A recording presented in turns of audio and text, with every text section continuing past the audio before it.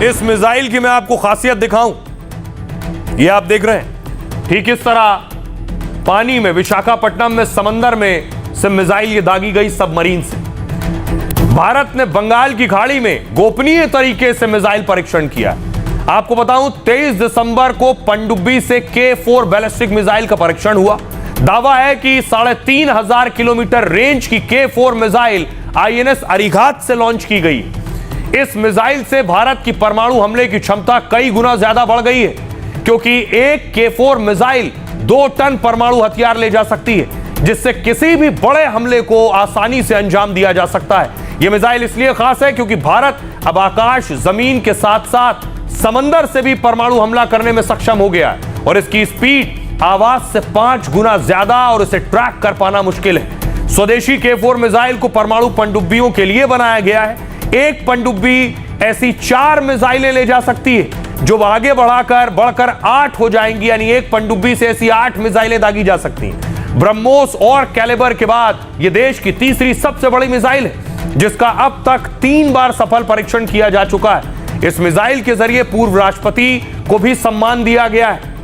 नाम में इसके K है, K4। K शब्द APJ अब्दुल कलाम साहब के कलाम से K लिया गया है, इसलिए इसका नाम K4 रखा गया है। उनके लिए भी यह सम्मान की बात है। आइए अब आपको सुनवाता हूं, सुनिए जरा एक्सपर्ट्स क्या कुछ कह रहे हैं। भारत का जो ट्रायड है, न्यूक्लियर ट्रायड, जमीन से, आसमान से और पानी से, वो पूरा हो गया है।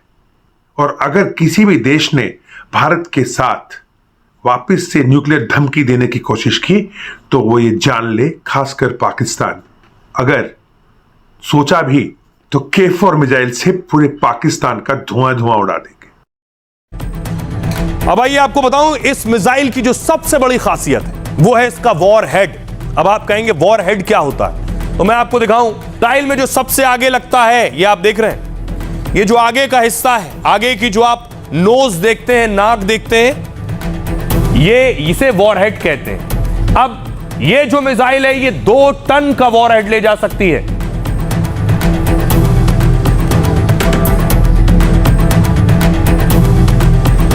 अब देखिए जरा इसका जो वॉरहेड है, इसके वॉरहेड कितना न्यूक्लियर पेलोड ले जा सकता है, यानी कितना परमाणु अपने साथ ले जा सकता है, ये बताता हूं। देखिए जरा, यह है K4 मिसाइल। K4 मिसाइल की क्षमता 2 टन परमाणु सामग्री ले जाने की। 2 टन न्यूक्लियर का मतलब है 2000 किलो परमाणु केमिकल, 2000 किलो। रिपोर्ट की माने तो 2 टन न्यूक्लियर से 300 से 350 बम बन सकते हैं, और उसमें से भी सिर्फ एक बम से ही कई बड़े शहर पूरी तरह से तबाह हो सकते हैं। मतलब 2 टन परमाणु 500 से ज्यादा शहरों को तबाह कर सकता है।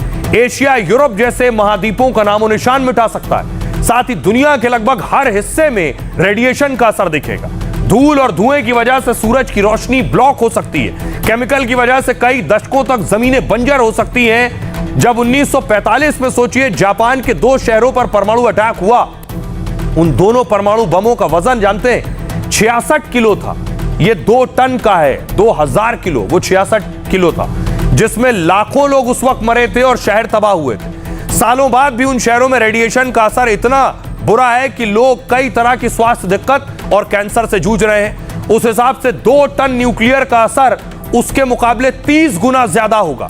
मतलब लगभग पूरी दुनिया मौत की जद में पहुंच सकती है। लेकिन बड़ी चीज यह है कि भारत ने परमाणु बम खुद की सुरक्षा के लिए बनाए, और देश परमाणु मामले में नो फर्स्ट यूज पॉलिसी पर विश्वास रखता है, यानी किसी के खिलाफ भी भारत कभी पहले परमाणु बम, परमाणु हमले का इस्तेमाल नहीं करेगा, नहीं करता।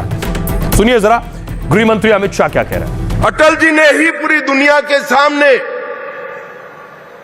परमाणु शक्ति शांति के लिए भी बन सकते हैं, इसका सिद्धांत प्रस्तापित कर दुनिया भर के दबाव के विरुद्ध में जाकर भारत को आणविक शक्ति बनाने का काम सम्माननीय अटल जी ने किया। जब कारगिल में घुसपैठिए घुसे, दुनिया भर का दबाव था कि अंतर्राष्ट्रीय मंच पर जाकर पाकिस्तान से चर्चा कर जाए। अटल जी ने बड़ी फर्मनेस के साथ किया, कहा कि हमने शांति का प्रयास कर दिया, हमारे साथ धोखा हुआ है। अब पाकिस्तान से चर्चा तब तक नहीं हो सकती जब तक एक एक घुसपैठिया भारत से खदेड़ दिया नहीं जाएगा।